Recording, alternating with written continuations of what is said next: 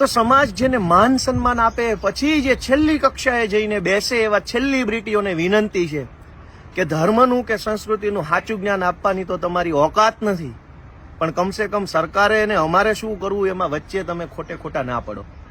અમે જોઈ લઈશું સરકારનું શું છે અને અમારું શું છે. તમે તમારું એ નકલી જ્ઞાન વાહવાહી મોરે મોરો ચાલુ રાખો ને ભાઈ.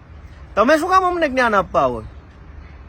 ભગવાન શ્રી કૃષ્ણએ કૌરવોનો, શક્તિશાળીઓનો, જેની પાસે સત્તા હતી, પાવર હતો, પૈસા હતા, પદ હતું, પ્રતિષ્ઠા હતો, એનો પક્ષ નથી લીધો.